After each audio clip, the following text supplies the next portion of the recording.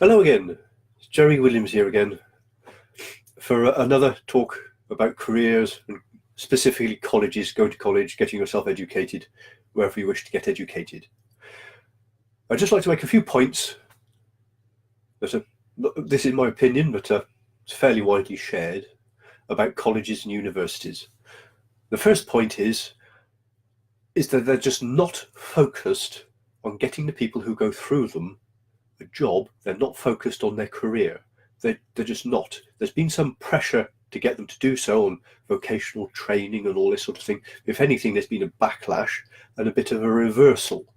They're there to make you, if you're going to college, more academic, a better citizen, a thinker, a member of a particular clique, educated in some other way. If you're on a higher, very academic level, they're just not focused on your career and what happens to you once you've left college. Yes, I know many colleges now have career and recruitment departments, but they're just like a little add-on stuck over there, and it's separated from the principal by 5 or 6 deputies and subs, and they don't really do a lot, and a few people have mentioned they're not always, I'm sure there are exceptions, that useful. I'll just go off on a tangent a little bit. No, I won't. I'll stay on the same subject for a moment. I'll say 20 years ago, this didn't really matter. Everything had been very stable for a very long period of time. And if you went to university or college and came away with a degree, or whatever you came away with, there's a very good chance that you'd get a job with it, because there was an industry, there was a need for it behind that qualification. Everybody would be so impressed that it was rare to have a degree.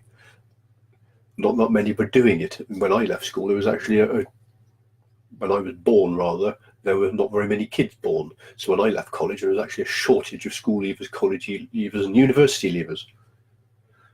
Sorry, it's a dog. But that's not quite so much the case now.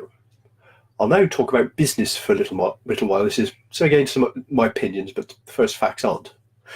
80% of businesses, people who start businesses, certainly 5 years later, frequently much before that, they've gone bankrupt. Of the 20% who remain at the end of 5 years, those businesses that remain at the end of 5 years, 80% of those have gone bankrupt. So at the end of 10 years, you have 20% of the 20% that are still going.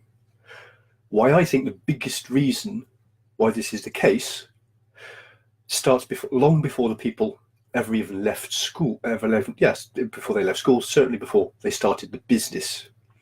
It's this idea that economy, consumerism, industry are democratic. They're just not. That's just irrelevant. They're the least democratic thing on the planet.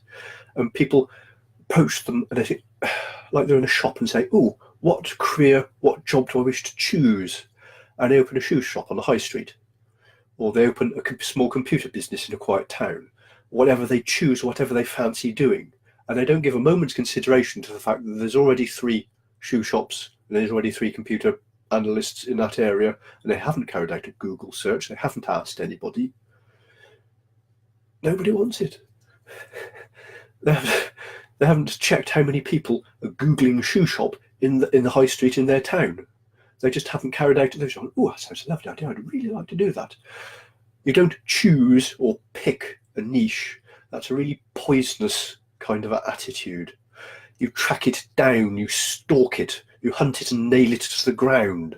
You ask people, what are they looking for? You search, what are they doing on the search engines? What are they searching for on the social media? What are they talking about? What are their needs?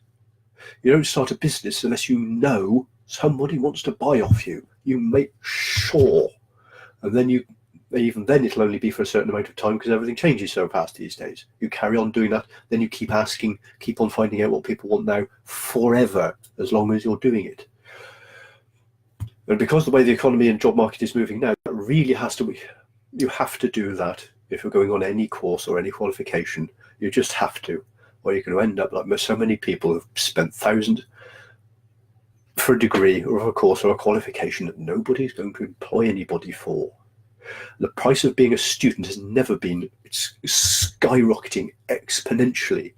When I was leaving college, the teachers go, "Oh, you're poor kids. My education was free. Well, what my cost of my education then? I still got a grand. It's sort of tight.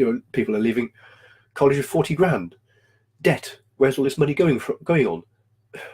When I look at my own college I used to go to, it's going on the campus, real estate, building huge, great buildings that are really, really posh. It's going on huge. They're spending most of the money they get off the students on increasing their grades, increasing their rankings that people want to go to. They're desperate. They're fighting each other to get students because they're huge amounts of money, and never before, in my opinion, has been the students' chances of going into this qualification, actually getting somewhere in life at the end of it, been more distant. It's a bit more complicated. So that is the end of my rant. You don't pick a niche, don't pick a qualification, hunt it down, track it down, ask people. It doesn't exist in what you want in your head in a choice. It exists in reality, in needs, in other people, in industries such like. Right, once again, you smelling what I'm cooking? Is this making any sense? Has this impacted your life? Have you got a degree or a qualification and never got anything out of it? Are you wondering where the huge amounts of money and debt have gone? All these sorts of things. I hear that they're spending huge amounts of money on real estate, buildings, sports,